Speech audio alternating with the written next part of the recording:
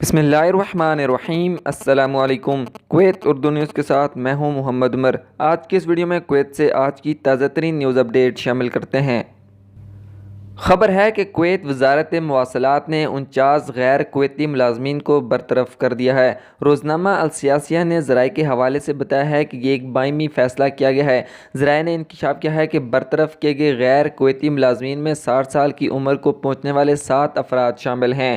اس بات کی نشاندہی کرتے ہوئے کہ کویت سے تبدیل کیے گئے غیر ملکی کارکنوں کی تعداد 2021 میں 13 تک پہنچ گئی تھی۔ ذرائع نے مزید کہا ہے کہ اس وقت وزارت میں کام کرنے والے تارکین وطن کی تعداد 100 سے کم ہے۔ اس بات پر زور دیتے ہوئے کہ وزارت سول سروس کمیشن یعنی CSC کے ریزولوشن نمبر 11/2017 پر کاربند ہے، جو ہر سال غیر ملکی کو کویتی کے ساتھ تبدیل کیے جائیں گے۔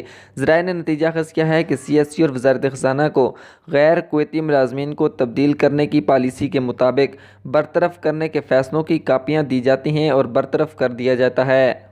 اگلی خبر شامل کرتے ہیں کہ وزارت داخلہ نے جہرہ گورنریٹ میں ایک مہم چلائی ہے جس میں 62 غیر ملکیوں کو گرفتار کیا گیا ہے، جن میں 45 افراد بغیر شناختی ثبوت کے تھے۔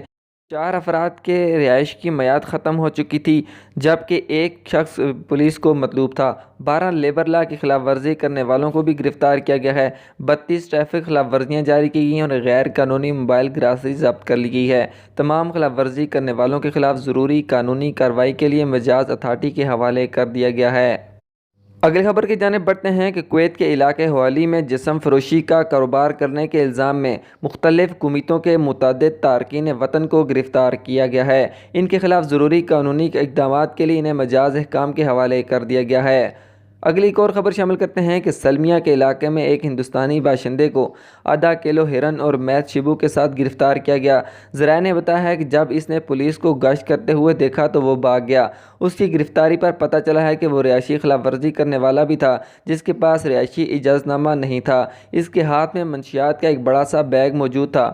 اس کے خلاف ضروری قانونی اقدامات کرنے کے لیے اسے مجاز اتھارٹی کے حوالے کر دیا گیا ہے۔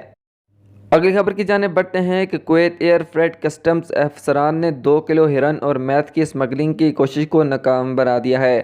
منشیات پاکستان سے آنے والے ہائیڈرولک اسپیئر پارٹس میں چھپائے گئے تھے۔ مشتبہ شخص سامان ملنے پر گرفتار کر لیا گیا۔ کسٹم کے ڈائریکٹر جنرل سلیمان الفؤاد نے کارکنوں کا شکریہ ادا کیا اور منشیات کے خلاف جنگ میں ان کی کوششوں کو سراہا ہے۔